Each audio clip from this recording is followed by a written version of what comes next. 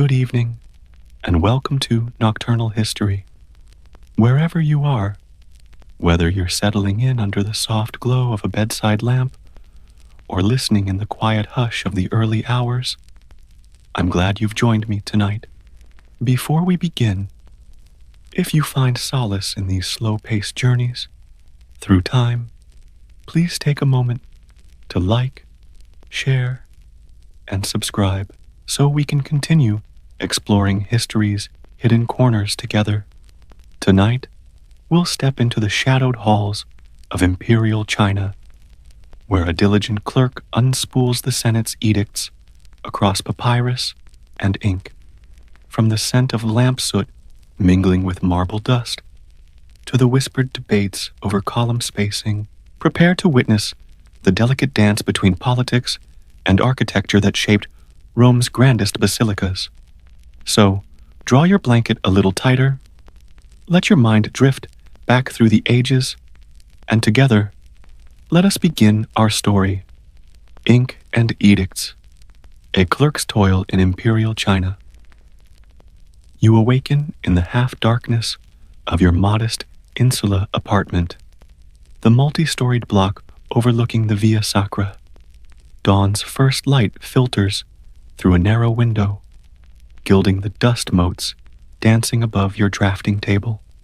Your sleep was brief and restless, tormented by echoes of last night's council meeting, where the senators demanded changes to the new basilica's colonnade.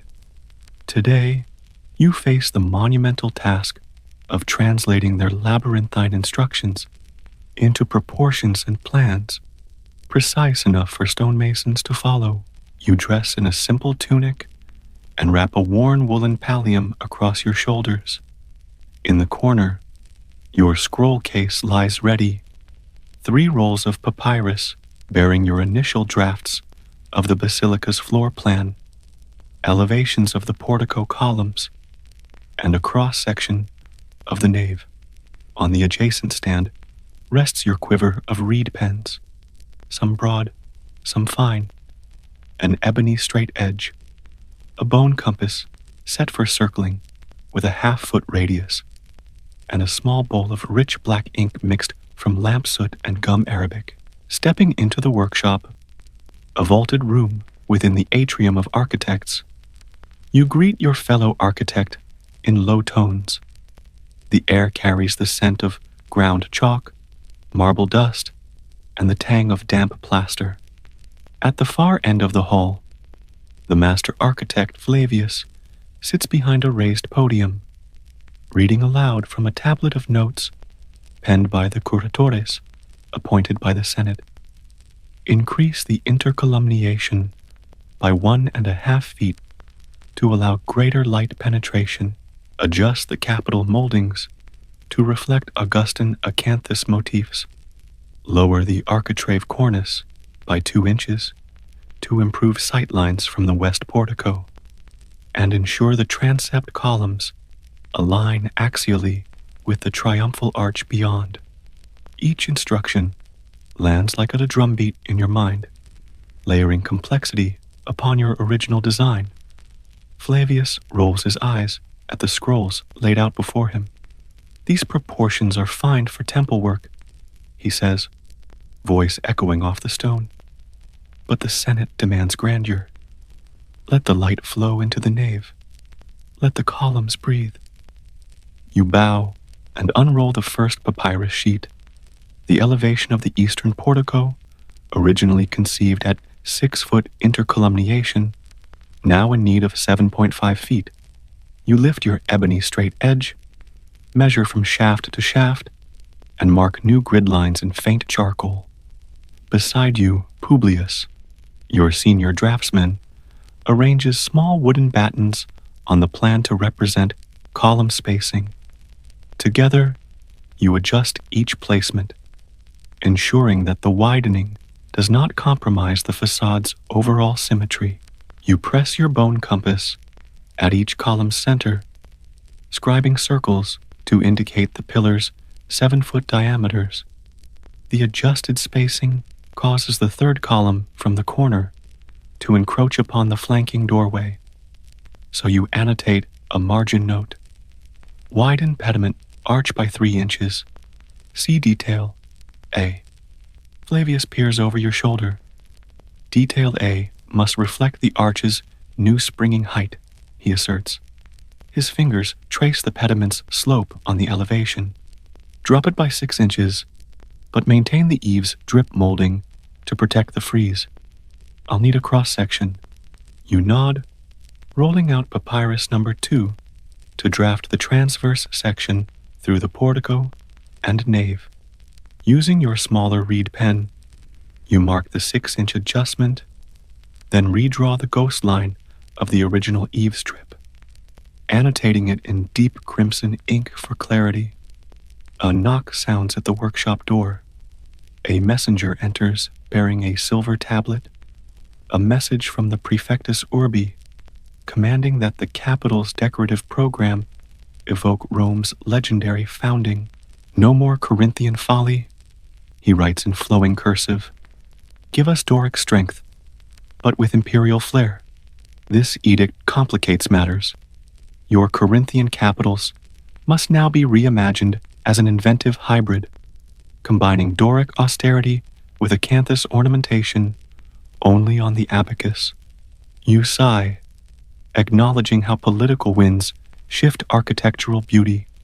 You unroll the third scroll, where the north-south transept columns stand in axial alignment with the triumphal arch's central bay. The curatore's injunction to lower the cornice by 2 inches threatens to unbalance the entablature's spring, so you scratch a margin diagram, adjust triglyph and metope, spacing by 2/3 of a foot to maintain ratio. Publius nods and begins recalculating fret patterns along the frieze. You, meanwhile, test the new spring line with quick feathered strokes, then lock the compass and draw a reference circle to confirm the architrave's revised height holds true on both the transept and nave. As midday approaches, the master architect calls for review. The team gathers around the podium, leaning over your 3 adjusted sheets. Flavius addresses the Senate's envoy, a stern equestrian wearing a purple-trimmed tunic. The envoy nods at each margin note, flicking through sapient eyes. When he reaches your cross-section, he examines the new capital sketch and raises an approving eyebrow. The Doric still speaks to the empire's solidity, he murmurs. Yet the scroll's precision will guide our masons well. Relief warms your tired limbs. A fresh scroll from the stonemasons arrives next, a fragmentary, rough sketch of a capital broken in transit. It depicts the leafy acanthus forms torn at the corners. The envoy demands you integrate that raw texture to echo the sculptor's initial hand in the new hybrid capitals. You accept the challenge. Unrolling a fresh sheet at your station, you sketch 6 variations. Each capital retains a simple Doric echinus, but shifts to stylized acanthus petals etched upon the square abacus.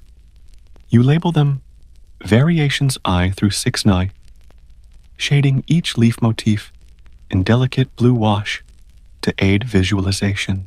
By afternoon's end, your workshop resonates with low conversation, debates about column entasis, murmurs over frieze iconography, and the distant clang of chisels in the marble quarries. You, however, have finished the revised facade plan, the updated cross-section, and the capital studies. Each sheet bears your signatures in red cinnabar, an assurance that these revisions will guide the next month's work. As dusk falls, Flavius delivers the final verdict.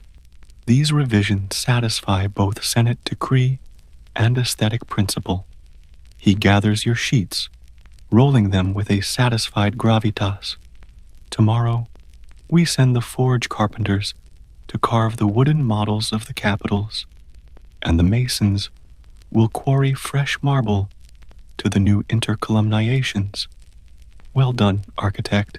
Exhausted, yet elated, you pack your drafting tools, a leather straight-edge case, compass, reed pens, inkpot, into your satchel. You step into the twilight air of the atrium, columns towering like silent sentinels overhead, their fluted shafts now slightly more distant than before. The dusty trails of chalk and charcoal on your hands remind you of each measured foot and each political compromise encoded in these architectural lines. That night, you dine on simple lentils and bread in your apartment, rehearsing tomorrow's walk to the quarry and the model workshop.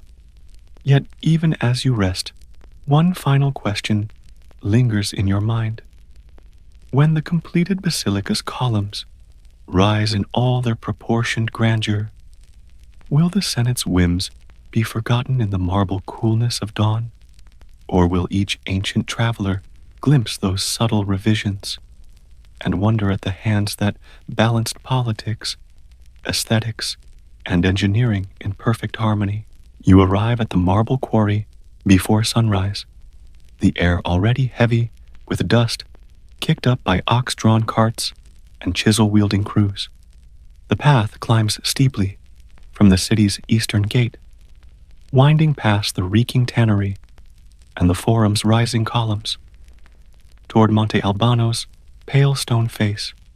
Here, the Senate's decree, once ink upon papyrus, becomes the raw block from which your basilica's columns will be hewn.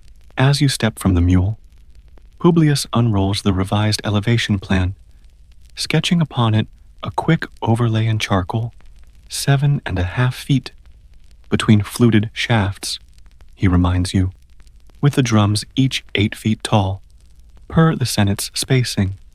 You nod and pass the blueprint to Decimus, the quarry's overseer, whose tanned forearm bears the scars of quarrying accidents. He traces the revised grid lines with a finger dusted in marble powder and offers you a curt bow. Your first task is to verify the suitability of the newly exposed marble vein. You lead Publius and Decimus to the face's center, where blocks have been pried loose. The stone here gleams in the morning light, fine-grained, pale to match the imperial forum's existing porticos, yet with enough subtle veining to suggest dignity. You place your straight edge along a block's side, checking for planar consistency. Imperfections of more than a quarter inch would force you to rotate the block, adding time and expense. Here, the surface is true. Next, you measure the trade dress of the column drums.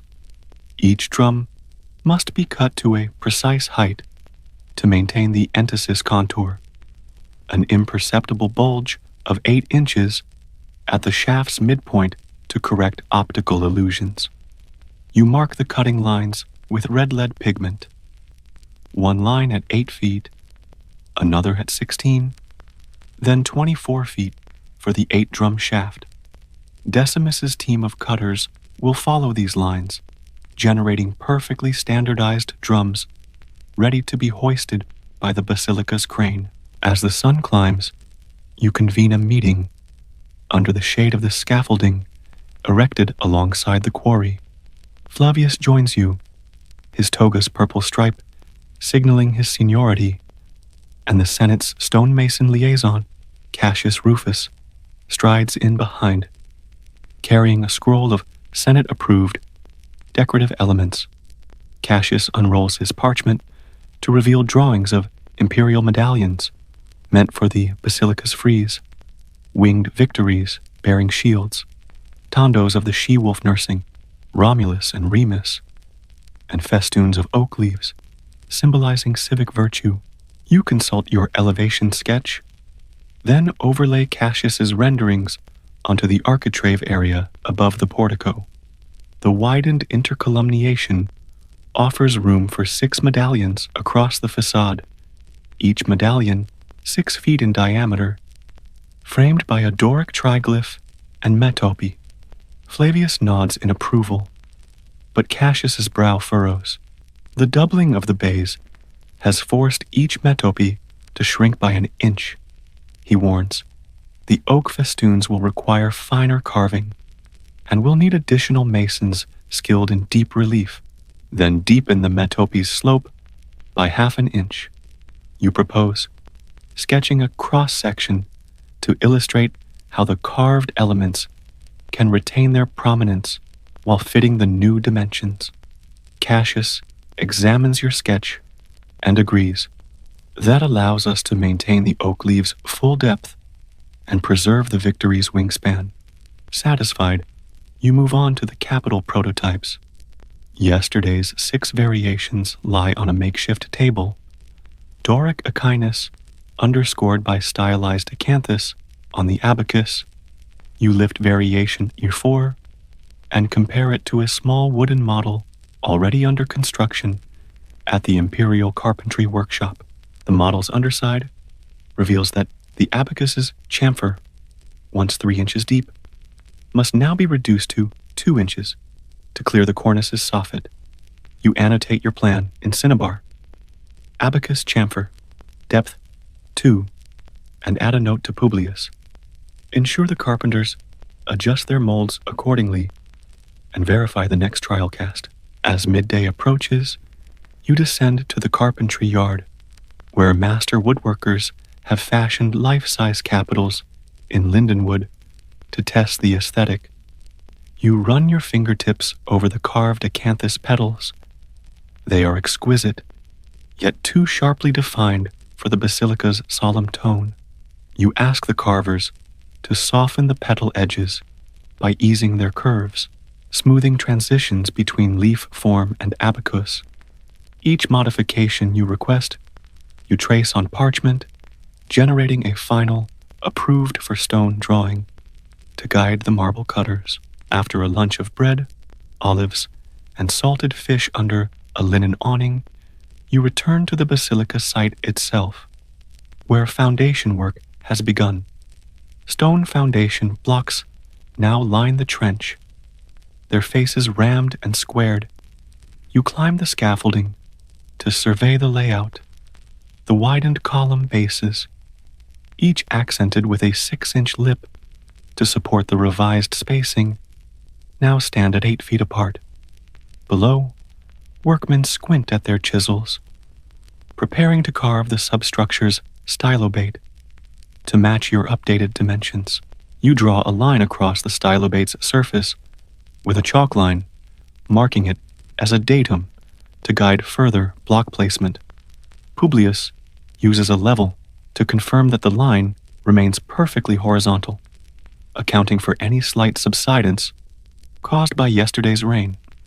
Your annotation, datum, +2-3, above original benchmark, is rendered on the master plan stored at the foreman's tent, ensuring consistency between quarry, carpentry yard, and building site. As afternoon fades into early evening, you convene a final huddle with Flavius and Cassius in the unfinished nave. By torchlight, you spread out the 3 revised plans: the portico elevation, the cross-section, and the frieze medallion layout. Each sheet now bears your cinnabar seals, authoritative markers that they are ready for dispatch to the Senate's stone workers, carpenters, and foremen. Flavius places his hand on your shoulder. These sheets will guide our craftsmen from marble quarry to finishing alabaster, he says. Tomorrow, the Senate's board will cast the first column drum hoist. May your measures hold true under their weight. You roll the plans, securing them with leather ties. The outline of the rising basilica looms behind you. The stylobate, half laid, scaffolding framing empty bays that will one day echo with orators' voices. You feel the tangible thrill of creation, tempered by the awareness that one miscalculation, one scribbled note overlooked, could cause the entire colonnade to sway, twist, or collapse under use. That night, as you return to your insula, you catch your reflection in a rain-dappled street puddle, an architect etched with chalk smudges, ink stains, and dust of marble. You realize that Rome's grandeur rests upon these lines, every foot widened, every spice leaf carved, every drop of water measured in the foundation's trench. As you prepare to sleep, one question echoes through your mind. When the basilica's colonnade finally stands crowned by its Doric acanthus capitals, will the eyes of future Romans see only the stone's beauty, or will they glimpse the hidden politics, the imperial mandates, and the tireless hands that shaped every column and carved every motif? Before the sun has fully warmed the marble dust from yesterday's labors, you stand once more amidst the skeleton of the basilica's portico, its stylobate blocks gleaming like pale teeth in the dawn light. Today's charge is no longer planning or prototypes. Today, you oversee the first assembly of a column drum lift. If your revised proportions hold true in practice, the basilica will rise in majestic harmony. If not, Rome's finest masons may refine your plans yet again under harsher scrutiny. The square-rigged capstan has been set into place at the center of the nave floor. Wooden beams radiating from its base like spokes on a wheel. Thick hemp ropes, looped with iron shackles, await the first drum. Number 1 of the eastern portico's 6, you climb the scaffolding to inspect the lifting apparatus. Iron pulleys greased with tallow, oak crossbeams reinforced with bronze bands, and a small gauge etched in lead indicating rope tension. The foreman nods as you pass. "All ready, Architectus," he says, voice echoing across the empty hall. You descend to the marble drum lying on padded planks, its sides untouched by weather. Each drum measures 8 feet in height, with a 12-inch thick fluting cut into its circumference. The block's surface still bears faint chisel marks from the quarry, untouched by finish, so that you may observe how the stone flexes under weight before final polish. The Senate's representative, Gaius Atticus, arrives to witness the lift. He casts an appraising eye at your plans and then at the capstan's gearing.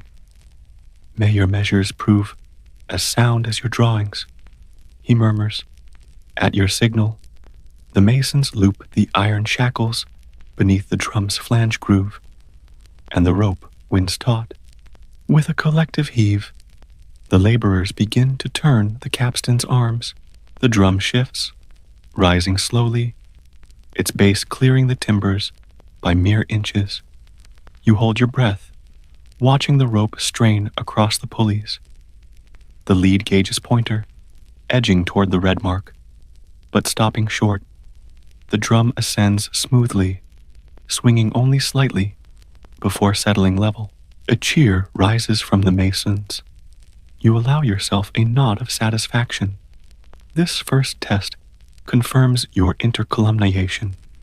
The drum will seat perfectly at the 7.5-foot center line, leaving uniform gaps for the fluted shafts above and below. You climb again to the scaffolding's midpoint, where you measure the gap between the stylobate and the drum's shoulder, exactly 8 inches as specified. The column's entasis curve will align at the midpoint of the next drum, preserving the optical correction you so carefully calculated. But there is no time for celebration. Your colleague Aelia, the stonemason's liaison, gestures to the northern bay. There the lifting team has encountered a problem. The second drum's flange bears a slight irregularity, half an inch wider on one side, forcing the drum to tilt as it rises. This irregularity threatens the column's alignment when seated. The Senate's envoy frowns and steps forward, parchment in hand. Section B, Variation 2. Was this toleranced in your plan? You approach the misaligned drum with your ebony straight edge and bone calipers. The flaw lies in the drum's lower circumference, where a chisel nick from quarrying removed more stone than intended. With measured calm, you mark the high spots on the drum's underbelly in cinnabar. Then you call to the masons, dress the flange by half an inch here and here. You say, pointing to two opposing points. Bring it within 3/4 inch tolerance and retry the lift. Relief and respect ripple through the crew. The masons set to work, chisels ringing. While you inspect the revised schematic, the Senate's rep assists by sketching your corrections into his tablet. Within the hour, the drum is repositioned under the capstan, and after a brief trial lift, ascends true. You confirm the spacing once more. All axes aligned, no tilt. The drums stacked to the third height with perfect verticality. With the first 3 drums in place, you step back to survey the growing column. Already you sense how the increased intercolumniation opens the facade to more light, casting slender shadows that animate the fluted shafts. The capital, its Doric echinus and stylized acanthus abacus, awaits above, but today's success lies in the harmony of measures below. As lunch bells ring across the worksite, you descend to the basilica's forecourt. A simple meal of bread, olives, and salt-cured fish awaits, served to the architects under a linen canopy. Flavius raises a cup of watered wine in your direction. Your revisions stand tested by stone and rope, he says. Tomorrow, we place the capital model and prepare the architrave. Tonight, savor this triumph. You allow yourself the luxury. The sun's heat recedes behind clouds, and you taste the wine's sweetness against the day's dust. Yet your mind remains active, planning tomorrow's critical step, aligning the architrave beams atop the 6th drum, and securing the frieze medallions in proper sequence. As the afternoon wanes, you return to the scaffold to oversee the 4th drum lift. Fewer words suffice now.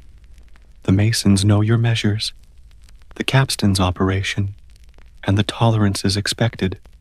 Even the Senate's envoy pauses, watching the drum rise with the ease of practiced precision. The 3rd and 4th drums sit like a mid-column pair, each aligned, each equidistant. By early evening, the drum lifts conclude. The final 2 drums will wait until the fluted shafts are installed on the western portico to maintain clear crane access across the nave. You descend to the scaffold, limbs stiff but spirit buoyed, and gather your rolled plans, now bearing margin notes in both black ink and red cinnabar, testimony to the day's refinements. At dusk, the basilica stands half-columned, 6 drums rising in perfect accord on the eastern portico, their smooth surfaces awaiting the Corinthian Doric capitals soon to crown them. Torches flicker along the stylobate's edge, casting wavering light on the smooth marble. You linger in the forecourt, reveling in what you have achieved. Not only precise measurements, but the calibration of politics, logistics, and artistry in marble form. Yet, even in this moment of satisfaction, one pressing question emerges as clearly as the column lines you drew. When the western portico's twin colonnade stands complete, will the basilica's expanded intercolumniation and hybrid capitals endure the scrutiny of future ages as a testament to Rome's architectural genius, or serve as subtle evidence of the Senate's will and the compromises that shaped every measured foot? You awake before dawn in your sunlit chamber within the imperial gardens of Agra. The cloying sweetness of jasmine blooms drifting through the carved marble lattice. Your reed mat lies atop a low ottoman. Beneath it, a mosaic of crushed rose petals retains yesterday's essence. You stretch, scenting the air with a practiced inhale. Today's task demands both artistry and alchemical skill. Crafting the royal commission of attar, concentrated flower distillation, for the emperor's upcoming durbar, rising quietly so as not to startle the courtyard peacocks beyond your window. You don your saffron-dyed cotton kurta and wrap a fine muslin turban around your head, securing it with a slender filigree pin shaped like a lotus bud. At your side rests your woodworking satchel, its compartments filled with copper alembics, ivory-tipped glass pipettes, fine linen distillation cloths, and a set of alabaster mortar and pestle. A brass scale, precise to a fraction of a tola, awaits beside the low table, the bowl of each pan dusted with talcum to prevent seeds or petals from slipping. Outside, the imperial gardener kneels in a manicured rose parterre, clipping half-opened buds with silver-tipped shears. You join him, descending the marble steps into the soft earth. He hands you a small copper basket lined with white muslin. Within it lies this morning's harvest: cashmere roses, pale pink, nearly translucent, and a handful of tuberose spikes whose buds are still closed. The garden's dew-fresh scents mingle in your nostrils as you inhale deeply, recalling the lesson of your master perfumer. Gather before sunrise, when the flowers hold their purest oils. Back in your chamber, you spread a layer of coarse, white salt across a shallow porcelain bowl. You place 300 cashmere roses atop, layer by layer, interspersing each with pinches of salt to coerce their essences free. You repeat the process in a second bowl for 90 tuberose buds, fewer in number, but richer in narcotic scent. The salt draws out the floral oils overnight, creating a loose, fragrant paste known as pelum. Your apprentice waits at the mortar, ready to gently grind each paste at midday into a smooth, uniform pulp. By mid-morning, the sun slants through the jolly screens, and you move to your copper pot, still, an elegant alembic whose bulbous head and slender swan neck condenser gleam like burnished brass. You pour pure, rose-infused glycerin into its base, just enough to cover the bottom 3 inches, and then gently press a handful of rose pelum into a distillation basket above. The glycerin will act as the distilling medium, drawing the rose's aroma into its viscous depths without boiling away too quickly. You light a small charcoal brazier beneath the alembic, controlling its flame with a pair of tongs to maintain a steady simmer. The swan neck condenser, cooled by water from a marble fountain, captures the rising vapors. You watch as the first dewdrops of rose-scented hydrosol gather at the condenser's mouth, falling in slow pearls into a crystal flask below. Each drop shimmers with the promise of attar worth its weight in gold. While the still runs, you set a second alembic in readiness for the tuberose, cleansing its inner walls with a rinse of warm musk water to ensure no clinging rose oils contaminate the more delicate tuberose bouquet. The day's quiet hum of saffron-colored robes brushing marble, the drip of hydrosol, and the distant call of temple bells combine in a symphony of subtle sounds. By midday, the rose distillation yields 3 ounces of pale pink attar. You decant it carefully, measuring each drop in the alabaster scales pan, then transfer it into a gem-topped agate bottle, the emperor's own design, inscribed with your seal and the date in the Hijri calendar. You label it Utar al-Ward, Rose's Dawn. Next comes the tuberose. You pack the pelham into its basket, ignite the brazier once more, and monitor the simmer below. The cloying, creamy scent of tuberose, so powerful it can almost cloud the mind, rises in a heady plume. After 2 hours, you collect 2.5 ounces of translucent attar. Its pale straw hue, glowing like captured sunlight, you blend in a touch of sandalwood oil, just enough to temper the narcotic sweetness, and store it in a second agate bottle, labeled Al-Nafas Al-Tubari, Breath of Night. As the afternoon heat peaks, you cleanse your tools, rinsing copper stills with warm rose water, soaking linen distillation cloths in gentle oil, and polishing glassware until each curve shines. Your apprentice assists, learning each motion by imitation, how to feel the hydrosol's weight on the scale, how to taste a drop of attar between finger and thumb, to note clarity of bouquet, and how to secure each bottle to protect its precious contents. Late afternoon brings a visit from the court steward, who presents the Durbar invitation. Tomorrow at dawn, the emperor's ministers will sample your attars alongside spices from Bengal and incense from Arabia. Your heart quickens. These first impressions will determine your standing in court and the fortunes of your family's perfumery for seasons to come.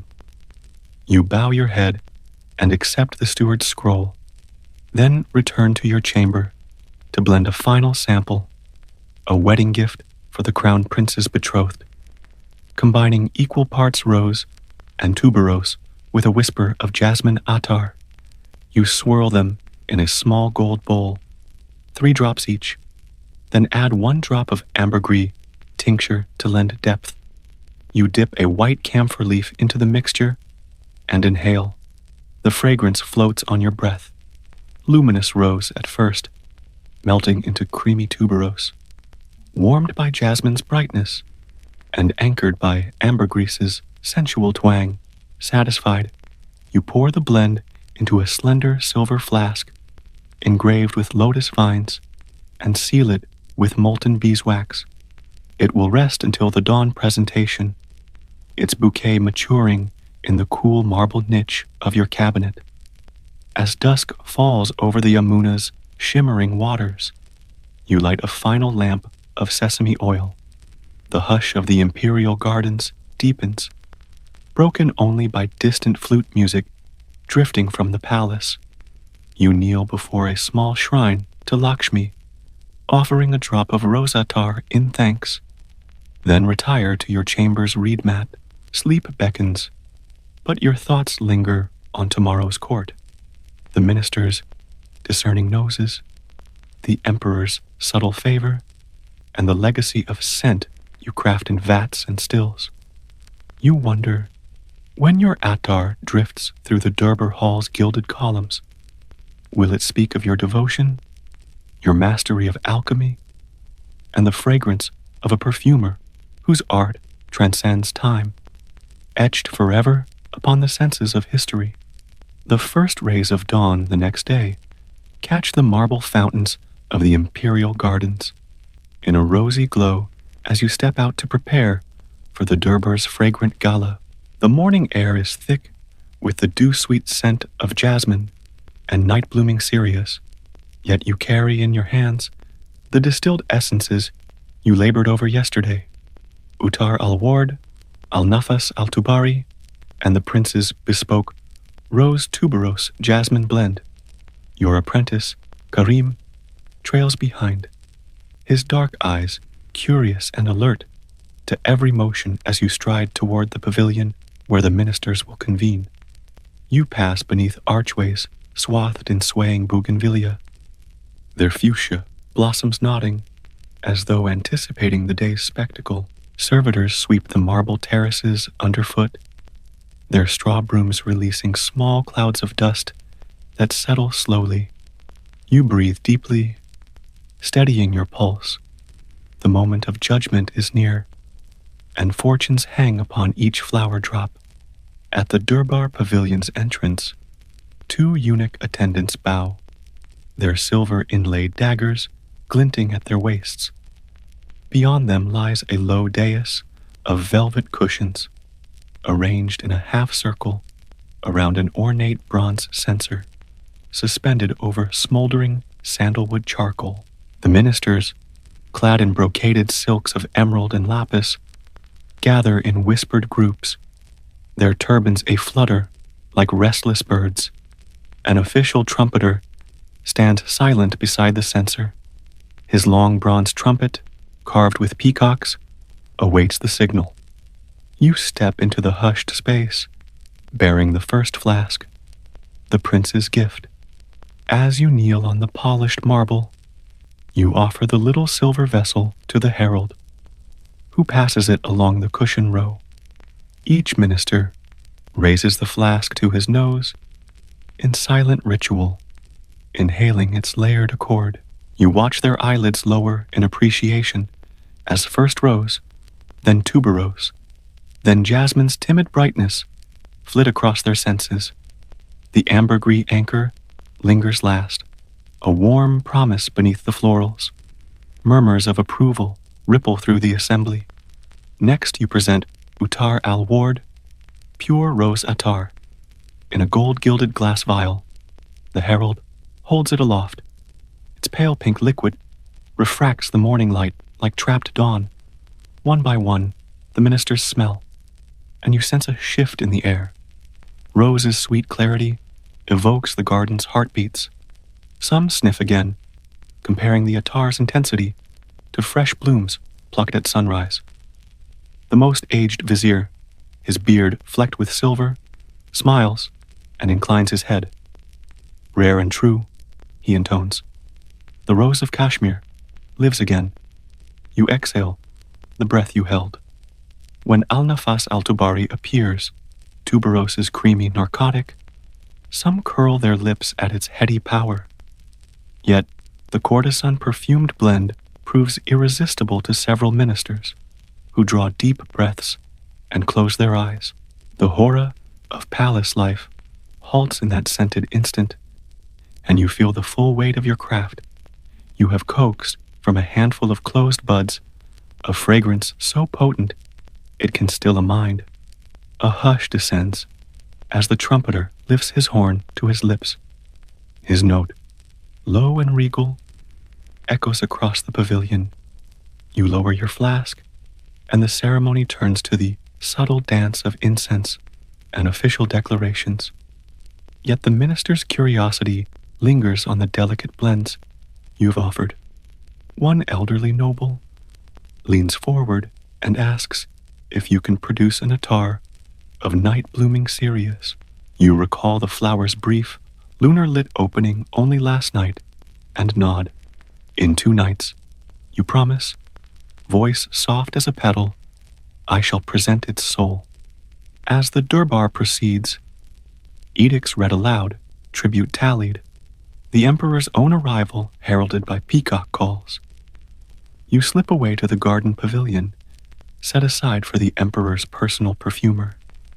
The air here is cooler, shaded by jasmine-draped trellises. A fountain trickles at the center, its pool lapping at carved marble ewers. Here stands your alembic still, steam rising gently as you warm glycerin for today's rosewater infusion, a lighter companion to attar, used for cooling cloths and hair rinses. You wash your hands at the fountain's edge, then pour fresh rose distillate into a shallow bronze basin. You steep rose petals anew, this time crushed with a drop of musk tincture, to produce a rose water so redolent it could revive the faintest spirit. Your apprentice, Karim, returns from the Durbar, bearing scraps of jasmine petals smuggled from the courtyard trellis. For your serious blend, he whispers, sweeping the air to demonstrate the jasmine's sweetness. You smile and retrieve the pot still's condenser, ready to capture jasmine's floral whisper alongside the robust tuberose and stately rose of the prince's gift. The afternoon unfolds in a blur of botanical gatherings and meticulous distillations. You visit the temple's rose storage, barrel upon barrel of fresh petal harvest under wrappings of fig leaves, to choose blossoms for next week's continuation of al-Nafas al-Tubari, adjusting the ratio to 3 parts rose, 2 parts tuberose for a lighter bouquet. You supervise the cleaning of copper stills in the Alchemia quarters, the palace's alchemical wing, ensuring no trace of yesterday's ambergris tincture mingles with tomorrow's musk preparations. By late afternoon, the palace kitchens summon you. The Durbar feast demands a final flourish. An attar-infused sherbet. In a massive copper vessel, you stir ice shattered with rose water and a whisper of cardamom essence, served in carved alabaster cups rimmed with rosewater sugar crystals. As the nobles file past your station to sample the chilled sweet, you watch joy brighten their cheeks, a living testament to the transformative power of fragrance. When the sun dips low, you return to your perfumery pavilion to blend trial batches of night-blooming cereus attar. The delicate flower, whose life lasts but 3 hours, offers a fleeting harvest. You crush the petals gently with your alabaster pestle, careful to release their essence without bruising them into bitter oil. Into the alembic, you add a measure of jojoba oil, its neutral base suited to capture cereus's fleeting aroma, without overshadowing its delicate note. Hours tick by as the still simmers, and by nightfall, you drain a mere dram of pale gold distillate. It smells of moonlight and velvet, ephemeral as a lover's sigh. You note in your log, night's breath distilled, awaiting final clarity in morning's cool hours. The perfumery's lamps burn low as you gather your distillates, rosewater sherbet base, Kremlin crimson rose otto, creamy tuberose musk, the prince's attar, and tonight's embryonic cereus essence. You seal each in gem-topped flasks, then retire to your chamber, a reed mat flanked by cupboards of spices, labdanum resins, and rare ambergris. Your hands still shimmer faintly with gold dust from cinnabar labels, and the room is thick with mingled fragrances, a tapestry woven by your alchemical arts. Before sleep claims you, you place a drop of last night's cereus distillate upon a white camphor leaf and hold it beneath your nose. The scent is ghostly, like night-bloomed petals dissolving in air. You close your eyes, imagining tomorrow's dawn, where upon the Durbar dais, the emperor himself will smell night's secret, distilled, and exclaim at your mastery. Yet, in that fragrant reverie, one question drifts upon the final notes of attar's perfume. When the jasmine fades, the tuberose wanes, and the rose returns to its stem. What legacy will linger of the perfumer whose art captured the soul of blossoms, and who distilled the very essence of dawn, dusk, and the spaces between? The sky over Agra Palace is pale as milk when you awake before dawn, the scent of last night's jasmine, attar still clinging to your robes. Today is the culmination, the emperor's private audience, where your attars will be presented alongside spices, silks, and jeweled offerings from across the realm. Success here secures your position and brings glory to your workshop, but failure would mean exile from court and the disgrace of your craft. You dress in a kurta of deep emerald green, its color chosen to complement the rose attar's pink hues, and wrap a turban of fine muslin dyed with safflower.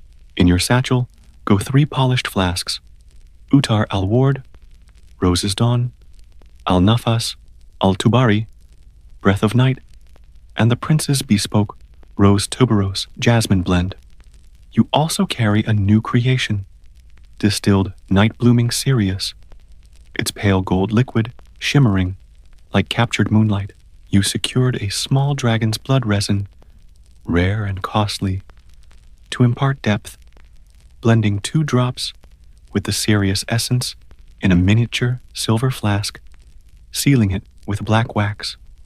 The morning procession through the gardens is hushed, the marble reflecting each footstep. Servitors carry trays of samosas and sugared almonds for the emperor's retinue. Camels bearing chests of sandalwood incense wait in the forecourt, and the court's musicians tune their sitars and tablas for the durbar's welcome. You move past ornate fountains and flowering groves, head low, scepter-like flask in hand. At the Diwan-i-Am pavilion, the emperor sits enthroned beneath a canopy of gold and crimson. His robes cascade in silks of azure and ruby. Pearls and emeralds stud his turban. Before him stand nobles in brocades, foreign dignitaries in Persian and Ottoman garb, and the imperial perfumer's predecessor, an elderly master whose favor you supplanted through years of apprenticeship. The Grand Vizier rises to announce the fragrant tribute. Esteemed gatherers, he proclaims, we welcome today the pinnacle of Mughal scent, attar distilled by our chamber's own Yusuf al-Ward, whose skill rivals even that of Halim the Tall, former imperial perfumer. A ripple of applause greets your name as you kneel before the throne. First, you present the prince's bespoke blend. Carefully, you draw the silver flask from its silk pouch and lift it to the emperor's nose. He inhales, eyes closing, savoring rose's brightness, tuberose's cream, jasmine's lift, and ambergrise's depth. He nods, a subtle but decisive sign of approval, then gestures for the flask to pass to the vizier and other ministers. Murmurs of Bahut Khushbudar, exceedingly fragrant, ripple through their ranks. Next comes Uttar al-Ward. The flask's pale pink hue gleams. You press the stopper home and offer it to the emperor. He tilts his head, inhaling deeply. Rose's clarity evoked the dawn gardens in his own mother's palace at Kabul. His lips curve in appreciation, and he murmurs, this attar carries both power and poetry. The court perfumer's gaze flickers with envy, but you merely bow deeper.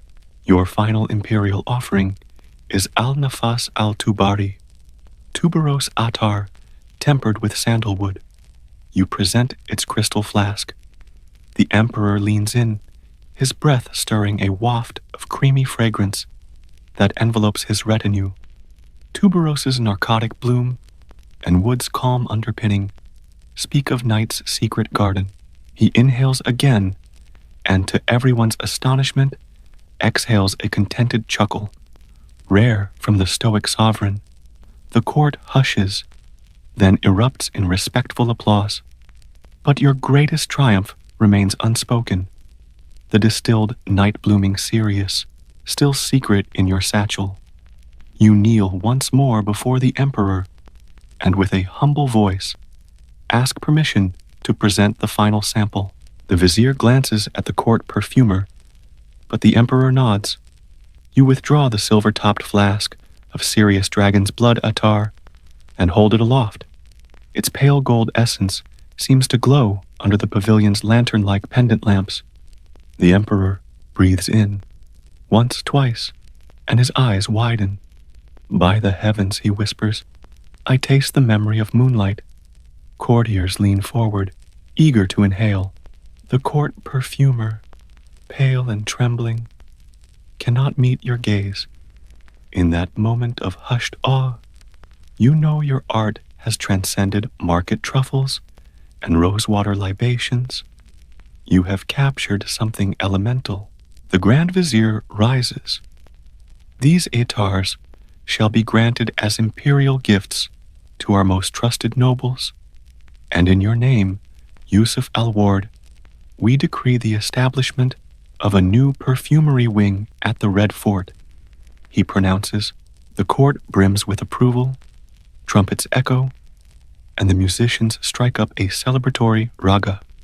You receive the Emperor's signet ring on your hand, a seal of royal favor, and your workshop's future is secured.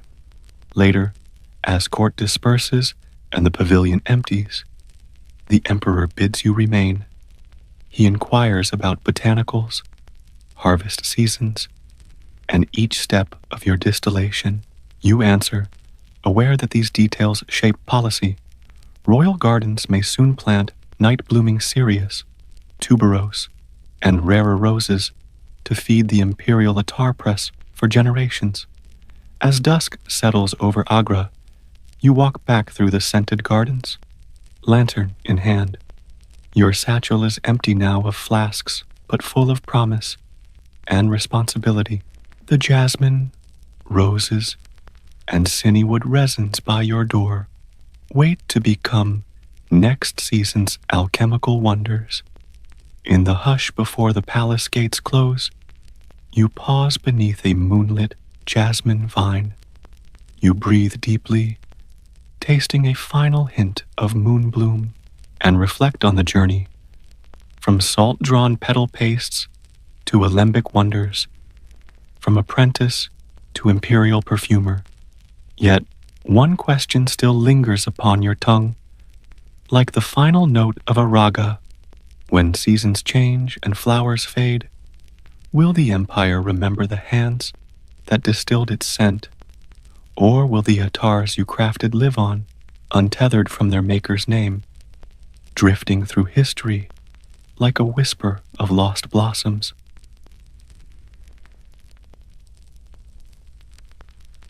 You awaken before first light in a small wooden workshop at the edge of a mist-shrouded valley in Bison province. The air is cool and scented with charcoal smoke, lingering from last night's heating of the forge. Your tatami mat lies beside a low wooden bench, carved with years of tool marks. You sit, flexing your fingers, feeling the echo of yesterday's hammer blows still thrum in your forearms. Today's work, folding and forging the steel billet that will become the core of a katana, destined for a daimyo's heirloom. Rising, you don a simple cotton kosode and wrap a traditional hachimaki headband around your brow to keep stray hairs from your eyes. Your blacksmith's apron, worn soft from years of quenching duty, is draped over a peg. You step onto the earthen floor, slick with charcoal dust, and cross to the anvil, where your tools rest. A heavy cross-peen hammer, a smaller wakizashi hammer, a set of tongs for delicate work, and a thickness gauge for your steel layers. Nearby, the stone water trough awaits the bubbling quench oil, and a pile of seasoned oak charcoal smolders in the forge's firebox.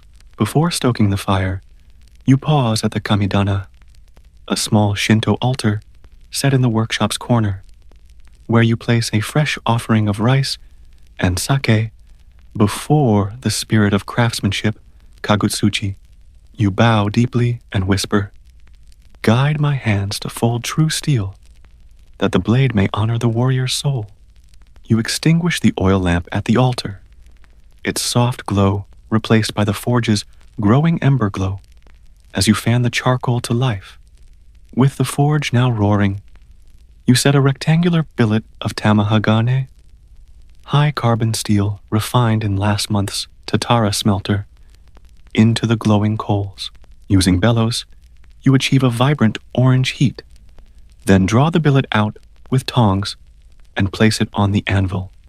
The first hammer blows ring out.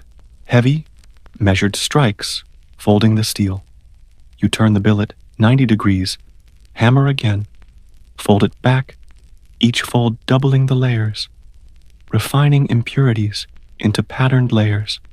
You count each fold under your breath. 1, 2, 3. Mindful that too many folds weaken the core.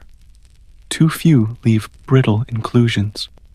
By mid-morning, the billet has yielded 8 folds, creating 256 layers, its surface mottled with blue-gray patterns.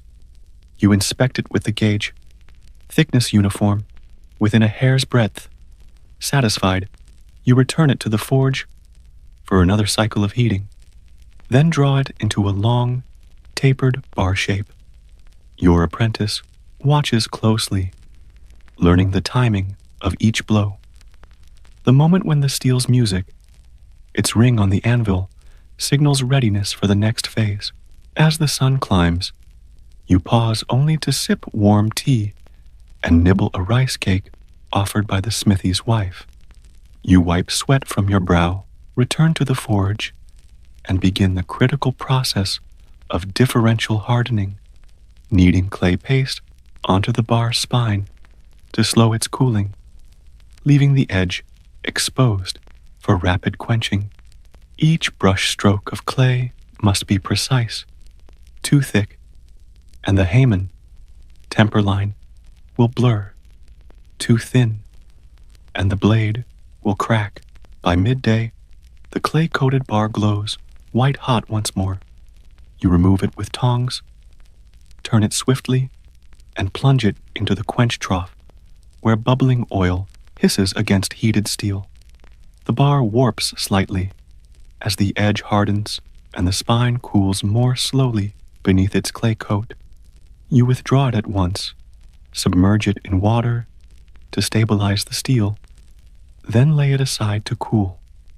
Knowing the Haman's promise lies just beneath the surface, exhausted but exhilarated, you inspect the bar's curvature, just enough to evoke the graceful sweep of a drawn sword. Later, you will polish and carve its tang, inscribe your May signature, and begin the final yaki-ire, tempering to balance hardness and resilience. But for now, as the valley of Bizen quiets under afternoon heat, you offer another silent bow at the Kamedana. May this blade serve its lord with honor and truth. Your hands tremble with fatigue and pride at the promise of a new sword. Yet as you stoke the forge for tomorrow's shaping and polishing, one question echoes in your mind. When the katana's first gleaming edge slices through the air in ceremonial unveiling, will its patterned layers and temper line stand as testament to your craft, or will they be lost in bloodshed and legend beyond even your careful forging? The following dawn finds you at the forge, before the first call of the valley's songbirds.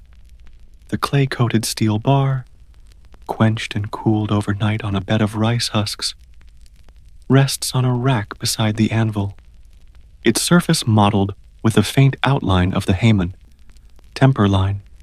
Today, you will refine this raw billet into the blade's unmistakable geometry, a tapering shinogi zukuri profile, crisp ridgelines, and a precise kisaki tip. You begin by reheating the bar to a softer straw-yellow temperature, warm enough to remove internal stresses, but cool enough to preserve the differential hardening achieved yesterday. You slip the steel into the forge's glowing coals, fanning the fire gently to achieve an even heat. When the bar's core glows softly, you lift it with tongs and lay it on the anvil. With your wakizashi hammer, its head lighter and more precise than yesterday's, you strike along the spine's flat edge, drawing both sides into a more defined taper. Each blow follows the previous geometry: 10 strikes at the base, 8 mid-length, 6 near the tip, sculpting a graceful curve. from Munamachi, Spine Edge Junction, to Kisaki. The rhythm of hammer-on-steel echoes in the workshop, mingling with the crackle of the forge and the plinking drip of oil in the quench trough. When the taper feels even to your hand, you slide a wooden straight edge along the bar's side, observing a uniform shadow line where steel meets edge. Satisfied, you reset the bar on the fire rack, preparing for the next phase, creating the shinogi ridge. With the billet still warm, you mark the shinogi G side slope with charcoal, drawing 2 long lines from the habitus nozaka shoulder line to the yokote tip transition. You adjust your straight edge to those guidelines, then use the broad hammer to forge a slight ridge along each mark, lifting thin flanges of steel to form the triangular cross-section that will define the blade's strength and aesthetic. You strike at a 45-degree angle, ensuring each ridge peaks evenly on both faces. The final ridge catch produces a distinct ring that tells you the geometry is true. Mid-morning arrives, and the workshop's small smoke shaft whistles with fresh breeze. You set the bar aside, atop a cooling block, and move to inspect the clay's fracture pattern along the edge. The clay must be removed before polishing. You use a stiff bamboo brush to wash away the hardened paste under running water, exposing the crisp Hammond line. It gleams like frosted silk against the darker steel of the Mune. Spine. Your apprentice, Karim, observes intently, holding the water jug. Remember, you say, the Hammond must be preserved without chipping the edge. You demonstrate a gentle circling motion with the brush, clearing the clay from the edge's surface until the precise temper line emerges in its full glory, a delicate wave symbolic of the blade's very soul. Next comes rough grinding. You fill a wooden water trough with clean water and install a coarse stone wheel at the end of a treadle-operated lathe. Mounting the bar on wooden supports, you slip the blade against the rotating wheel at the shinogi G line, generating a smooth bevel that transitions from the ridge to the edge. Sparks fly, tiny glimmers against the trough's still water, and the whetstone sings under the blade's motion. You regulate the blade's angle by adjusting the support's height, ensuring the bevel's depth remains consistent from tang to kisaki. After 10 minutes of steady grinding, you check the bevel's progress. The shinogi-ji emerges crisp and flat, and the edge reflects light in a narrow strip, evidence of a true grind. You rinse the blade and examine it under a polished steel mirror for ridges or uneven spots. Where slight waviness appears, you return the edge to the wheel for a few more passes, eventually achieving a flat bevel without facets or chatter lines. With the geometry established, you move to the next critical stage, polishing. You replace the coarse stone with medium grit and repeat the grinding process, smoothing the surface and removing any wheel scratch marks. By midday, the blade's primary geometry is complete, its shape refined, its ridge and bevel poised, and its Haman ready to emerge through the final polishing stages. Taking a long breath, you gather your polishing stones, from green chromium oxide-infused stones through progressively finer grits, down to the ultra-fine Heda stones reserved for highlight work. You begin with the 1,000 grit stone, water again flowing in the trough, using small overlapping strokes following the blade's curvature. You refine the surface until the steel glows with a satiny sheen. The Haman begins to shimmer beneath this new polish, revealing its crystalline temper line. Next, You move to the 2000 grit, Karim now assisting by turning the water tap to maintain a steady flow. With every progression, the steel's surface grows more mirror-like, and the Hammond transforms from a frosty line into a dancing flame pattern. You change to a narrow 3000 grit stone to focus on the Kisaki, ensuring the tip's curves and yokote are crisp and glowing bright. At last, you complete the sequence with the 8000 grit stone, no larger than a bookmark, creating a full polish that makes the steel near transparent at the spine's edge. Afternoon light filters through the workshop's papered windows as you pause to inspect your work. In the blade's mirrored surface, you study the subtle wood grain pattern, hada, emerging beside the Hammond. Each undulating swirl of folded steel testifies to the 256 layers you forged days ago, now revealed as proprietary patterning, only visible at this ultimate polish. Turning to the tang, nakago, you chisel away the forge scale to expose clean steel, then file the shape of the tang's shoulders and makugi ana, peg hole. You mark the makugi ana center with a punch, then drill it with a small bronze bit, carefully rotating to maintain alignment with the blade's axis. The hole emerges perfectly round, ready to receive the wooden makugi peg that will secure the finished blade to its tsuka handle. As dusk approaches, you temper the blade for a final time, heating it briefly to a dull red in the forge and allowing it to cool slowly in the water trough's edge. This relief heat reduces internal stresses without altering the Hammond's sharp delineation, ensuring the blade will resist brittleness while maintaining edge retention. At last, you polish the Kisaki's tip, uchigomori area, until the geometry is flawless. You hold the blade aloft, its sleek profile silhouetted against the setting sun, and admire the ridgeline's crisp symmetry. The Hammond glows like a living ember, and the hada's pattern dances like ripples on a pond at dusk. Your apprentice, Karim, kneels to receive the blade. You whisper, "Tomorrow, we will fit the habaki and begin saya shaping. Perhaps 5 more days until this steel becomes a sword." Karim bows, eyes bright with respect. You stoke the forge one last time and kneel at the altar to Kagutsuchi. Placing the blade's tip before the shrine, you offer a prayer of gratitude. May this steel serve its warrior with unwavering honor. May its edge be true, its heart tempered, and its spirit ever vigilant.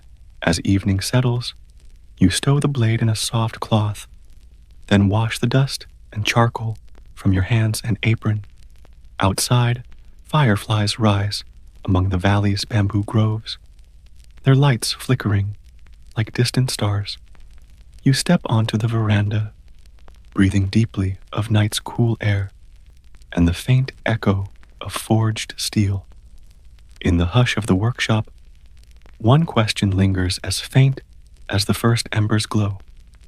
When this blade is drawn and its edge sings in combat, will the katana's true strength be measured in steel and temper, or in the hands, the prayers, and the silent devotion that first shaped its soul?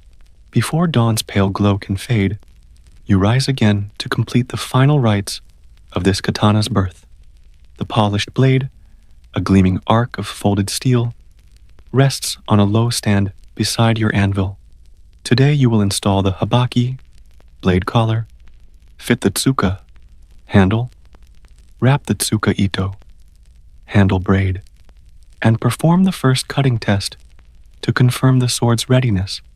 First, you prepare the habaki, crafted from a single sheet of soft copper, forged the previous week. The habaki must clamp the blade's tang, nakago, precisely at the munemachi, blade tang junction. You hold the blade by its spine Slide the copper collar onto the tang and use a small wooden maul to seat it so the collar's mouth grips the blade's shoulder without binding the edge. With calipers, you check for a gap of no more than 1/10 of a BU, about 0.003 inches, between habaki and shinogiji. Too loose, and the blade rattles in the saya. Scabbard. Too tight, and it cannot draw smoothly.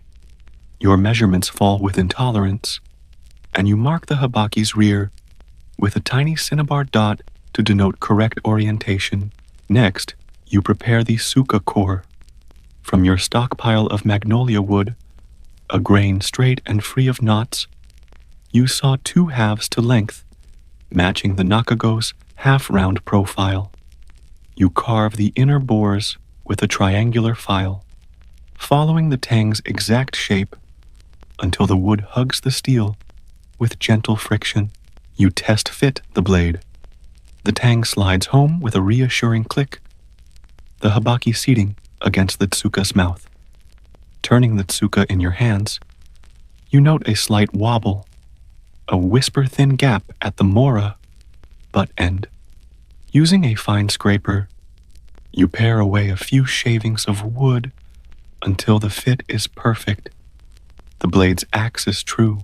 You return the blade to its stand and wrap the nakago with a cord of hemp, securing it so the tsuka's halves will not shift during handling.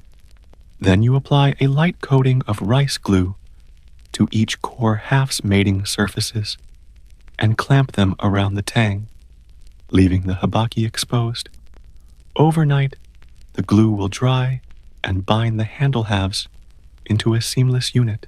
With the tsuka core set aside, you turn to crafting the saya, a slender scabbard of honoki, Japanese magnolia. It must mirror the blade's curve and protect its edge. You split a block of honoki into 2, hollow each half with gouges, and recarve the external shape with rasps to follow the katana's gentle curvature. Once the profile feels true, you coat the interior with a thin lacquer of urushi, Japanese lacquer, mixed with charcoal ash, preventing moisture from seeping in. When the lacquer has cured under ferns in the workshop's shadier corner, you will bind the 2 halves with bamboo and wrap the exterior in a layer of lacquered shagreen. Same, turned black as midnight. Returning to the blade and handle, you prepare the mikugi, peg. From a slender bamboo shoot, you cut a cylindrical peg just long enough to pass through the mikugi ana. Drawing the peg through, you check that it protrudes equally on both sides of the tsoka. Then, you press fit it, trimming the ends flush with a small knife, so no wood fibers snag the wearer's hand. The fit is firm, neither slipping under test draw, nor threatening to work loose under vibration. The next labor is the tsuka ito wrap. You soak white silk cord in warm water to impart flexibility, then stretch it overnight to remove slack. In the early hours, you begin the diamond pattern wrap, passing the silk beneath the handle core, crossing diagonally over the back of the tsuka, emerging on the front to form komaki uchi, tight folds. Each cross must line up precisely, the diamond's uniform across the length, so that both hand and eye find the pattern soothing.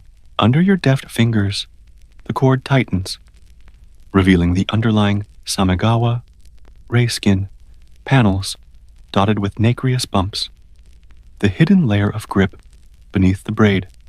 By mid-morning, the wrap is complete.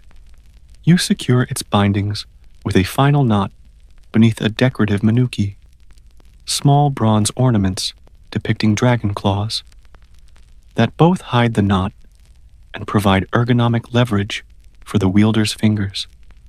You lightly burnish the silk with a hot iron wrapped in cloth, causing the fibers to harden subtly and hold their form. The suka now feels balanced in your hand, the blade's weight centered at the habaki. At last comes the moment of truth, the first test cut. You clear a space at the workshop's edge, suspending a rolled futa ori mat on a wooden frame, a stand-in target. You step back, assuming the guard posture, feet shoulder width, left hand forward, right hand a half fist from the tsubi, hand guard, eyes fixed on the mat. In one fluid motion, draw, raise, slash. You send the blade singing over your shoulder and down through the mat. A crisp crack-through resonates as the katana slices completely, the cut piece falling in two perfect halves. You sheath the blade in its saya, draw it again, and perform a few more cuts. Tatami omote rolls, bamboo segments, tatami berry edge. Each strike severs cleanly, leaving edges honed but unchipped. Your apprentice gasps at the weapon's sharpness and your mastery. Breathing steadily, you lower the blade, inspecting the edge for any minute rolled bits. None appear. You then polish the kisaki with a fine uchigumori stone, glancing at the Hammond's zigzag line, dancing like living fire. It gleams sharply against the polished steel, a testament to the clay-coated quench and your precise tempering. Exhausted but elated, you return the katana to its stand. You gather your tools, hammers, tongs, brushes, stones, and lay them in order on your anvil bench. At the kamidana, you bow deeply, offering incense and whispered thanks. Kagutsuchi, I present this blade to honor both steel and spirit. Later that afternoon, the daimyo's emissary will arrive to inspect the blade, its wabi-sabi beauty and functional perfection alike, placing your workshop among Bison's finest. Yet, as you wash the day's grime from your hands, one question still resonates in your mind. When this sword passes into the hands of its new master, when it gleams at dawn in parades and flashes in battle, will its spirit remain forever bound to the quiet forge, to the prayers you whispered, and to the sweat and devotion that first shaped its heart? You arrive at the palace gates before dawn, guided by a lantern-bearer whose soft footsteps echo off limestone walls slick with desert dew. As a newly chosen concubine of the pharaoh, your journey began not in triumph, but in quiet resignation. You were selected from a village near Thebes, known for your youth and unremarkable beauty, traits deemed suitable for palace life. Here, every sunrise ushers a new round of rituals, oiling the floors, polishing the bronze candlesticks, and arranging fresh lotus blossoms in alabaster bowls. Each task seems trivial when examined alone, yet together they support the glittering illusion of divine kingship that surrounds your life. The day begins with the morning ablution. You queue with dozens of other women in a cool, shadowed courtyard, fed by the Nile's groundwater canals. The air is thick with incense, myrrh and frankincense, burning at altars dedicated to Isis and Hathor. Twice, you cup the sacred water to your lips, murmuring prayers to appease Sekhmet's fierce gaze. These prayers, like your own destiny, offer no guarantees beyond a moment's solace. Afterward comes the dressing ritual. Skilled attendants brush your hair with combs made of ivory, untangling knots encrusted with night's sweat. They anoint your scalp with scented oils, cedarwood, and castor oil, designed to promote luster and endurance under the harsh desert sun. Each morning, you learn which shades of kohl best accentuate your dark eyes, how a single stroke can make you more memorable to the pharaoh. The brushes and pigments themselves are stored in chests carved with hieroglyphs, each symbol a silent witness to centuries of palace intrigue. By mid-morning, you are led through a labyrinth of corridors to the harem garden. Here, date palms and pomegranate trees shade patchworks of embroidered cushions. You practice weaving threads of gold and lapis lazuli into ceremonial fans. Laborious work requiring nimble fingers and relentless focus. Mistakes are corrected by overseers whose long staves tap out a measured reprimand on stone floors. Though repetitive, this task ensures you remain useful. The fans will cool the pharaoh during public audiences, reinforcing his image as the all-powerful, ever-serene ruler. Lunch is a simple affair, a platter of barley bread, figs, and salted fish, eaten in silence unless the chief concubine, your appointed mentor, deigns to speak. She teaches you etiquette, how to lower your gaze, when to lift your chin, the precise number of nods to offer in greeting. Small gestures carry great weight in the palace hierarchy. A curtsy, too deep, might suggest desperation, too shallow, disrespect.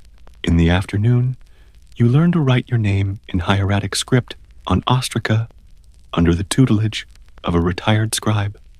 Your inscriptions are crude at first, ink smudged, characters reversed, but you improve. These mundane lessons serve a hidden purpose. Literate concubines often help transcribe confidential correspondence, becoming invisible cogs in the empire's bureaucracy. You can already imagine your fingers tracing the smooth surface of clay tablets destined for tombs or trade offices. As the sun wanes, you join other concubines in the communal dormitory. The room is a cavernous hall with reed mats laid row upon row. Conversations drift among gossip of court appointments, rumors of the pharaoh's next military campaign, speculation about which priestess will be banished for failing to purify the ritual basin. You contribute little.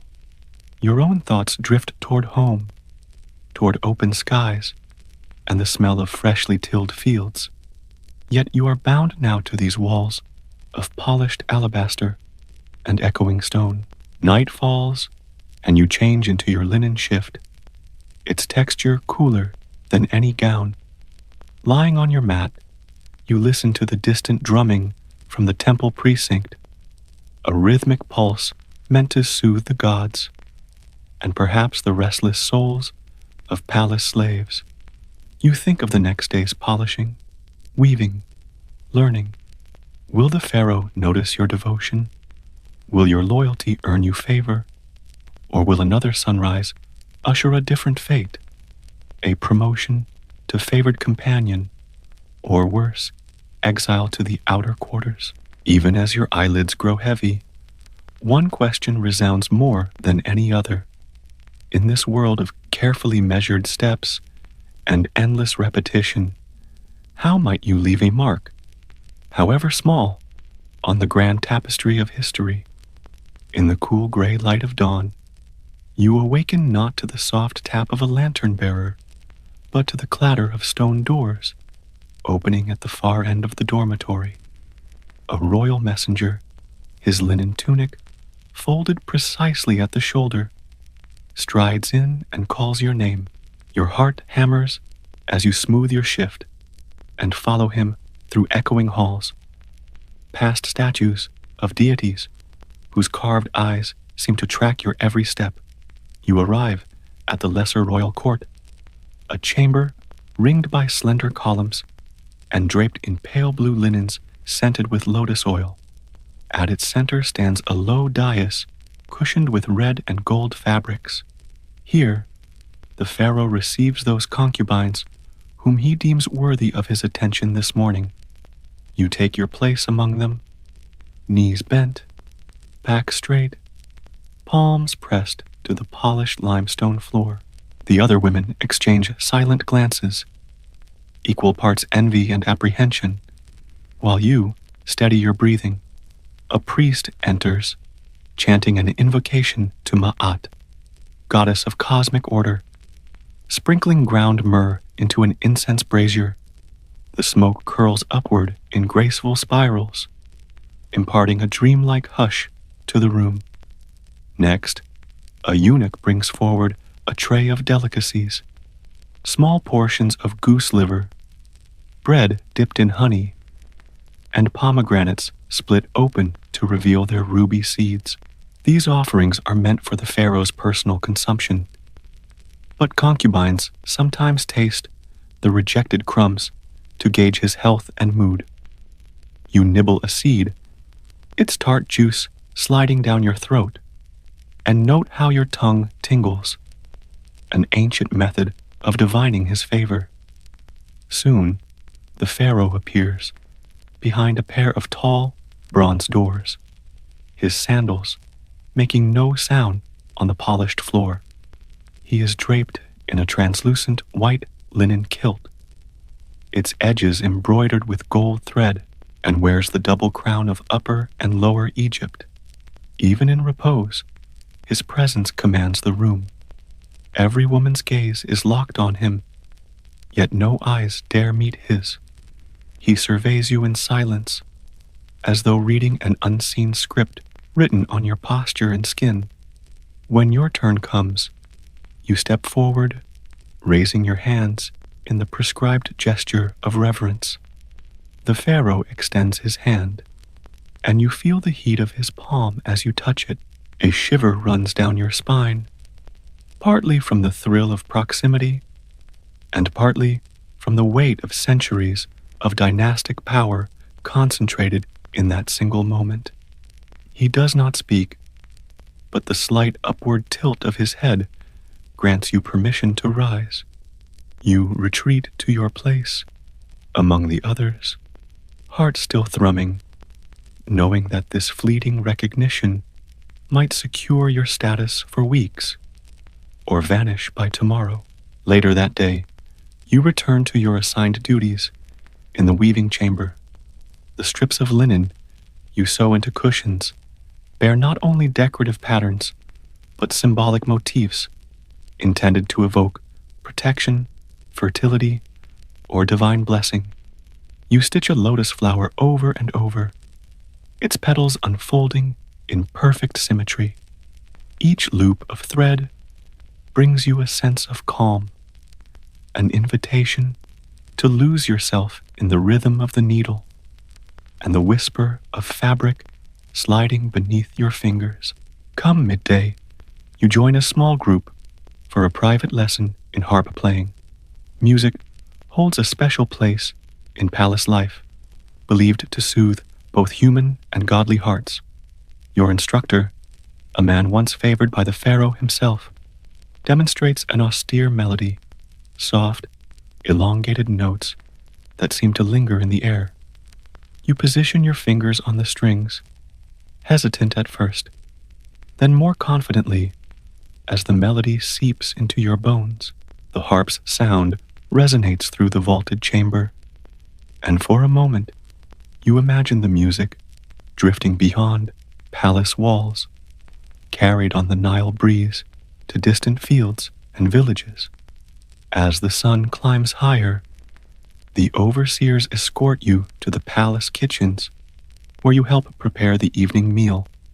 You grind grain for porridge, sort lentils by color, and dust handfuls of coriander seeds into bubbling pots of fish stew. Each action feels mundane until you pause to observe the synchronized ballet of cooks, attendants, and storehouse guards.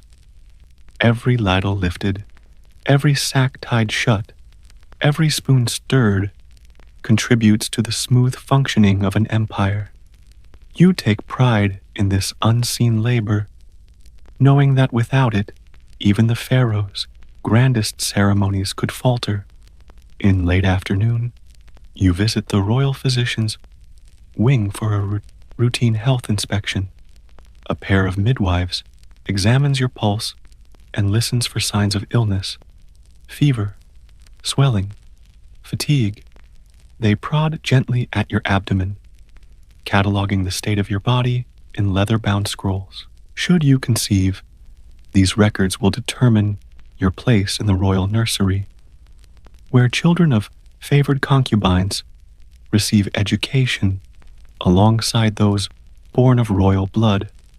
The tension of possibility knots in your stomach. Imagine your own child growing up under the pharaoh's guidance, shielded from palace intrigue by virtue of lineage. As dusk approaches, you join the other concubines in the Nile-facing balcony, where reed mats have been arranged for evening reflection. You watch the sky turn from coral to indigo, the river's surface catching the last glimmer of daylight. An agitated fan-bearer moves among you, his wings spinning slowly to chase away mosquitoes and the creeping chill. A priestess murmurs a hymn to Khnum, creator of life, and you whisper along, your voice blending with those of 50 other women whose fortunes rise and fall with the ebb of royal favor. Finally, you return to the dormitory, where the candles have been lit and the air is redolent with blue lotus incense. As you settle onto your reed mat, you trace your palm over the faint scar where a hot coal once touched your wrist, part of a purification rite that marked your entrance into palace service. The sting of that burn has faded, but the memory endures, a reminder that your body, like your fate, has been shaped by forces far greater than your own will.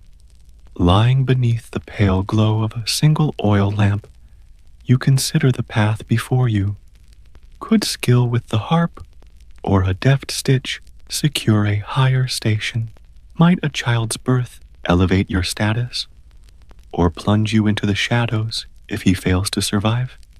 And beyond personal ambition, you wonder how your small acts, measuring grains, honing melodies, weaving symbols, fit into the colossal design of an empire destined to endure for millennia. The next morning, the palace stirs before dawn with an urgency unlike the gentle routine you have grown accustomed to. Messengers hurry through corridors bearing sealed clay tablets. The scent of freshly ground lupine coffee drifts from the kitchens. Guards in bronze breastplates reposition themselves at gateways. Whispers circle among the concubines.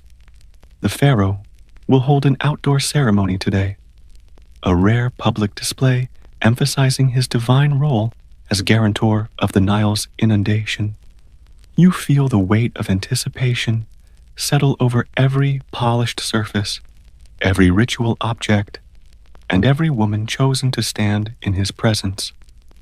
Your morning begins with an especially meticulous grooming. Attendants scrub your arms and legs with a paste of natron and ground egg white, buffing away any trace of dryness. They brush your hair until it gleams like onyx, and fashion it into ornate braids threaded with gold wire. A makeup artist applies kohl around your eyes and daubs crimson ochre on your lips. Each stroke is precise, intended to highlight your features under the noonday sun and ensure you endure the heat without fading into the stony background of the crowd.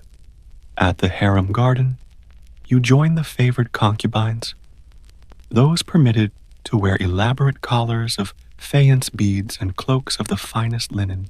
You adjust your own collar, its beads catching the flicker of torches that will line the ceremonial path. A guard whispers, "The people will gather by the west bank. The pharaoh will cross in his solar bark." As you stride out of the palace gates, you glimpse laborers dragging sledges laden with offerings, baskets of dates, carvings shaped like sacred bulls, and jars of perfumed oils. You walk alongside a shallow canal toward the riverbank, the ground damp from overnight irrigation. The air thrums with the sound of tuneful lyres, flutes, and brass trumpets, their notes weaving in a tapestry of sound, designed to honor both king and god. Farmers pause in their fields to witness the procession, tillers of land and reapers of grain, bowing low to acknowledge the celestial power that sustains them. You notice how the faces in the crowd shift, some awestruck, some indifferent, yet all bound by the same reliance on the river's life-giving flood. Upon reaching the riverbank, you mount a raised platform of cedar wood planks. Other concubines stand in calculated rows, their collars and bracelets shimmering. Before you, the pharaoh ascends the golden gangplank of the bark, his arms raised in invocation. He is flanked by priests bearing tall standards, topped with the sun disk flanked by uraei. The bark's oars dip in unison, pushing the vessel forward as it glides over greenish waters. The crowd recites hymns, each phrase echoing against distant hills. As the pharaoh's vessel clears the platform, you are granted the honor of swinging a ceremonial censer, its chains looped around your wrist as you stride along a raised walkway beside the bark. You swing it gently, sending spirals of incense toward the heavens. The fragrance of myrrh and cypress grass reaches the assembled masses, a reminder that through ritual, order is maintained and chaos kept at bay. You feel the vibrations of the chanting beneath your sandals and sense that for this moment, you are at the axis of an unseen cosmic balance. Suddenly, a ripple of unease passes through the gathering. A priest stumbles, and one of the standard bearers falters, sending the emblem of the sun disk tilting dangerously.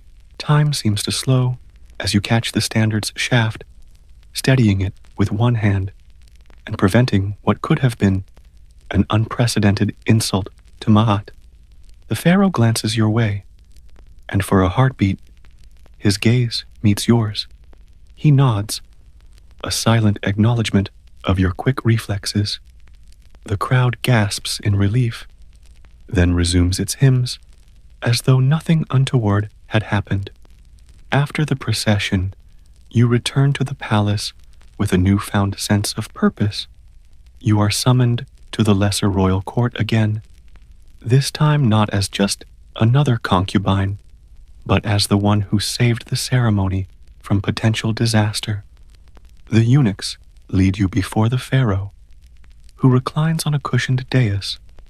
He extends his hand and presents you with a small jar of the finest scented oil, kaifi, a blend of 10 aromatic ingredients used for temple offerings.